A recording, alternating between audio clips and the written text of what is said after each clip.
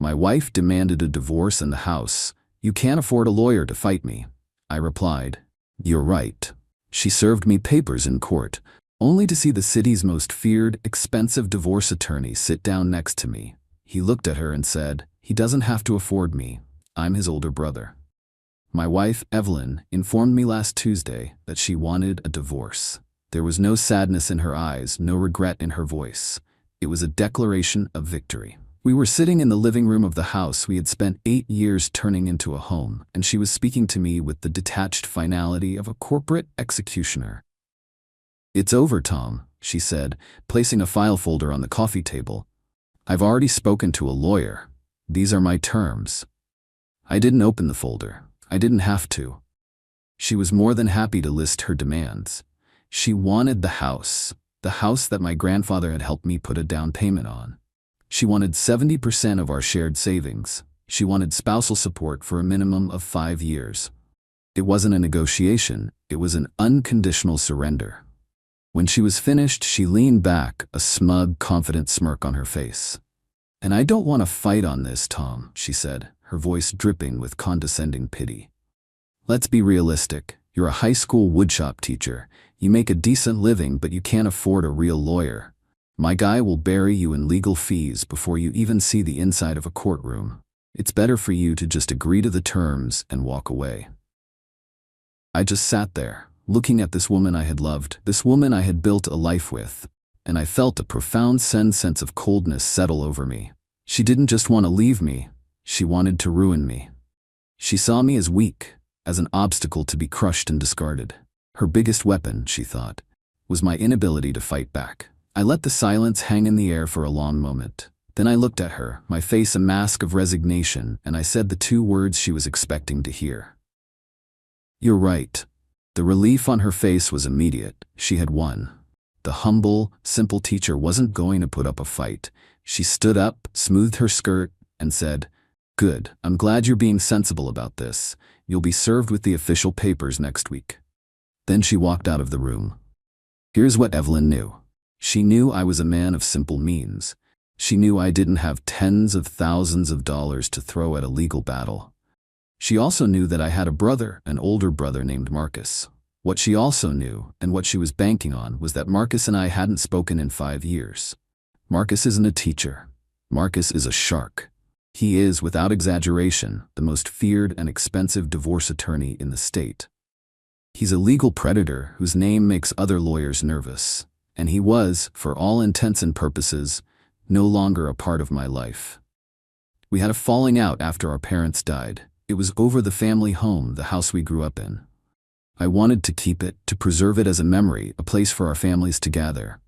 I'm sentimental like that. Marcus, ever the pragmatist, saw it as an illiquid asset. He wanted to sell it, divide the money, and move on. We had a bitter, terrible argument that ended with us on opposite sides of a canyon of stubborn pride. We hadn't spoken since. Evelyn had witnessed the tail end of that fallout. She saw me as completely and permanently isolated from the only powerful person in my family. In her strategic calculation, my greatest potential asset was a dead one. She was wrong. For 3 days after her announcement, I was in a dark place. She was right about one thing. I couldn't afford to fight her, not on her terms.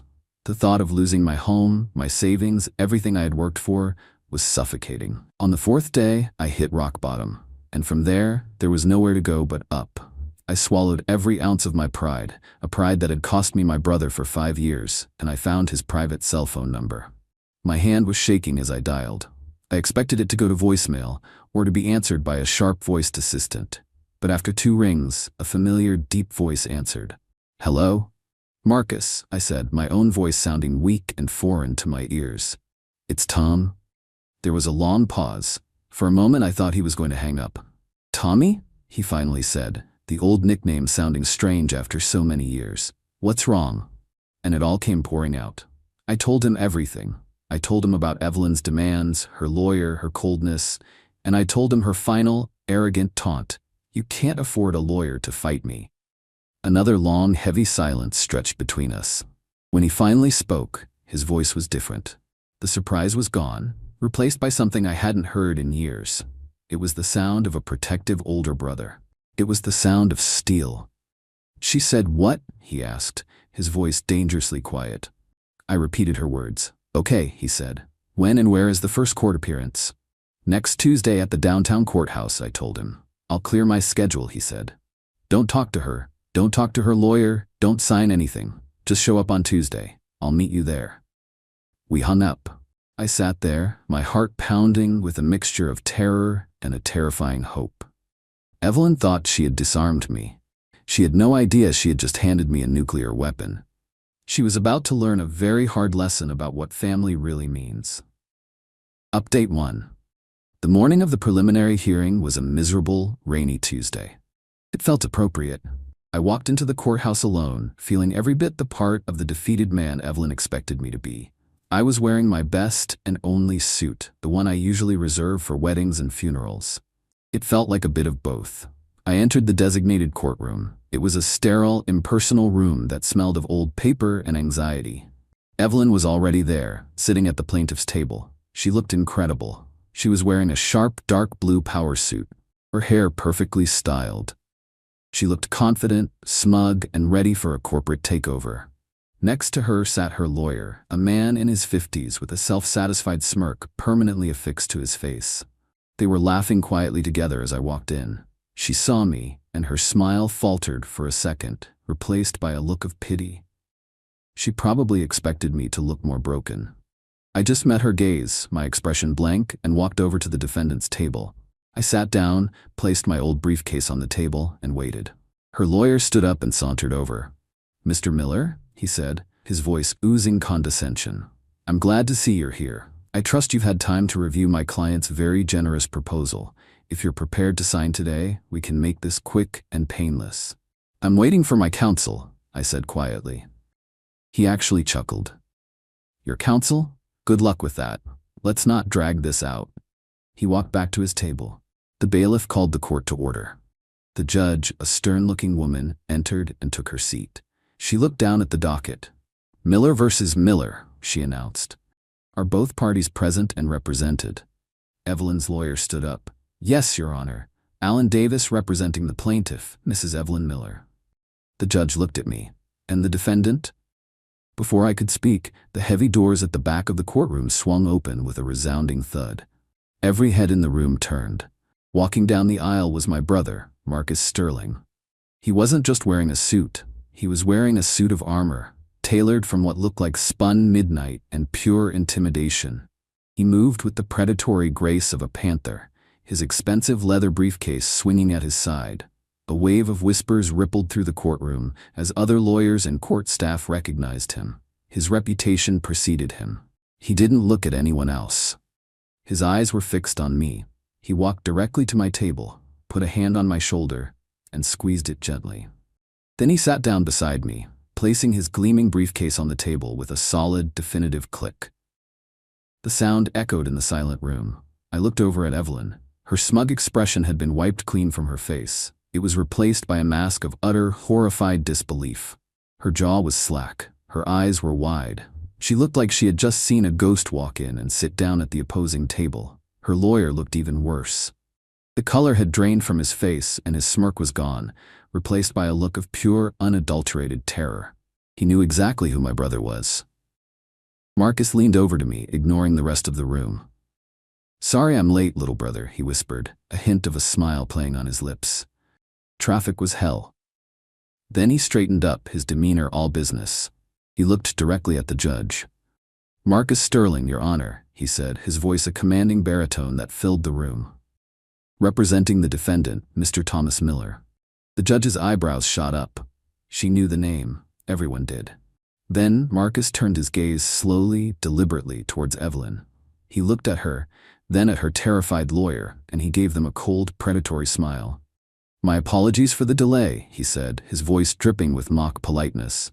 Then he looked at Evelyn again and delivered the line that shattered her entire world. "He doesn't have to afford me. I'm his older brother." The game had just changed. Evelyn thought she was coming to a surrender. She had just walked into an ambush. Marcus opened his briefcase, pulled out a thick stack of files, and the demolition began.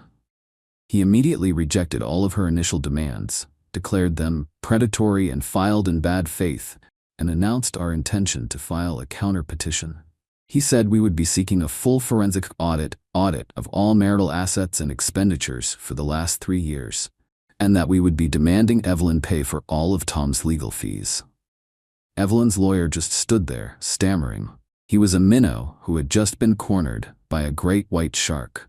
The battle was over before it even began. Update 2. The 2 months following that first court appearance were a legal blitzkrieg. My brother Marcus does not do things by halves. He doesn't just practice law, he wages war. Evelyn and her lawyer thought they were going to roll over me. Instead, they found themselves on the receiving end of a relentless, systematic assault. The first thing Marcus did was file a motion for discovery that was, by all accounts, a thing of terrible beauty. It wasn't a request, it was a demand for every single financial document Evelyn had touched for the last 5 years. Bank statements, credit card bills, work expense reports, Venmo transactions, everything. Her lawyer filed a motion to have it dismissed as overly broad and harassing. The judge, who was clearly intimidated by my brother's reputation, took one look at Marcus's justification and approved our motion in full. Evelyn was legally obligated to turn over everything. She thought she was clever, that she had hidden her tracks. She had no idea she was dealing with a man who employed a team of forensic accountants for fun. While Evelyn was drowning in paperwork, Marcus went after her personally. He scheduled a series of depositions, not just with her, but with her closest friends, her family, and even a few of her colleagues. His strategy was simple: apply pressure from all sides until the truth was squeezed out. The breakthrough came during the deposition of Evelyn's best friend, a woman named Qley. Qley was fiercely loyal to Evelyn, but she was no match for my brother. He was polite, charming, and utterly ruthless. For 3 hours, he questioned her about Evelyn's spending habits, her work trips, her general happiness in our marriage. Then he asked the question that broke the case open. "Ms. Albright," he said, "can you tell me about Mr. David Kincaid?" I saw Qley flinch. The name was unfamiliar to me. Marcus just waited. Qley tried to play dumb, but Marcus produced a stack of credit card statements from a card I never knew Evelyn had. A card linked to our joint savings account, an account she had been siphoning money from for over a year. He pointed to a series of charges: a hotel in the wine country, jewelry from a high-end boutique, expensive dinners for 2. Miss Miller was on a work conference on these dates, Marcus said, but her employer has confirmed no such conference existed. You were not with her. So, I ask you again, who is David Kincaid? Qley broke. Under the penalty of perjury, she admitted it. David Kincaid was the man Evelyn had been having an affair with for the last 18 months. He was a wealthy real estate developer she had met through her old job. It all clicked into place. The secrecy, the financial demands, the confidence. She wasn't just leaving me, she was leaving me for someone else. She was trying to strip mine our marriage for assets to take with her into her new, upgraded life. Her plan was to use my money to fund her future with her lover. The deposition of her lover, David, was even more illuminating. He was a smug, arrogant man, but his arrogance crumbled under Marcus's relentless questioning. He admitted to the affair. He admitted that he and Evelyn had planned the divorce together. He even admitted that it was his idea for her to demand the house and spousal support, telling her that I would be too poor and too weak to fight back. They had underestimated me. They had underestimated my family. With these depositions, Evelyn's case was not just weakened, it was annihilated. She had committed perjury in her initial filings by claiming she was a faithful wife. She had hidden assets and marital funds. She was a liar and a fraud. Her lawyer called Marcus, begging to settle. He said Evelyn was willing to drop all her demands and just walk away. Marcus's reply was cold. "No," he said. "Walking away is a privilege she has not earned. We are not settling. We are going to court, and we are going to burn her to the ground." She wanted a fight. Now she has one. Final update. It has been 6 months since I first walked into that courtroom. A man who thought he had lost everything. Today, I can tell you that I was wrong. I didn't lose anything that truly mattered. I gained it all back. The final court date was a formality. Faced with the mountain of evidence against her, The depositions, the forensic accounting reports, the proof of her affair and her conspiracy to commit fraud. Evelyn had no choice but to surrender completely. Her lawyer, looking tired and utterly defeated, advised her to accept any terms we offered. And the terms my brother drafted were brutal. Evelyn didn't just walk away with nothing, she walked away with less than nothing. She was forced to relinquish any claim to the house. Her demand for spousal support was dismissed with prejudice, and because Marcus was able to prove that she had spent over $60,000 of marital assets on her affair, on hotels, gifts, and vacations with her lover, the judge ordered that amount to be deducted from her share of our savings and returned to me. She left the marriage with a small fraction of her original demand, a mountain of her own legal bills, and the public humiliation of having her entire sordid scheme laid bare in a court of law. The fallout in her personal life was just as devastating. Her lover, David Kincaid, faced with the legal and social consequences of his actions, dumped her almost immediately. He was a man who was attracted to a winner, and Evelyn had just suffered a spectacular public defeat. Her friends, many of whom had been forced to testify about her lies under oath, distanced themselves from her. She lost her fiancé, her house, her savings, her boyfriend, and her reputation, all in one fell swoop, all because she underestimated the quiet man she was married to. But the real story, the most important part of this whole chapter, is what happened with my brother. A few weeks after the divorce was finalized, Marcus called me. "Meet me at the old house," he said. I drove out to our parents' home, the house that had been the source of our stupid 5-year feud. I found him on the porch, just sitting on the steps. We didn't talk about the case. We didn't talk about Evelyn. We talked about our dad's terrible fishing trips, our mom's amazing apple pie. We talked about being kids. Finally, after a long silence, he looked at me. "I was wrong, Tommy," he said. "I was so focused on the money, on the asset, that I forgot what this place was. It's our home." I was wrong too, I admitted. I was so stuck in the past, I wasn't willing to see that maybe there was a different future for this place. We didn't sell the house. We decided to keep it together. We've spent the last few weekends out there fixing it up. We're repairing the porch, painting the rooms, bringing it back to life. It's not a memorial to the past anymore. It's a project for our future, a place for our family, the real one, together. Working side by side with my brother, tools in hand, has healed a wound I thought would be a scar forever. Evelyn's parting shot to me was that I couldn't afford a lawyer. Her greed, her arrogance, her belief that I was weak and alone. That was the very thing that forced me to make the call that brought my brother back into my life. She thought she was isolating me. Instead, she reunited me with the most important family I have. She tried to leave me with nothing. But as I stand here today, with my home secure and my brother by my side, I realize I have everything.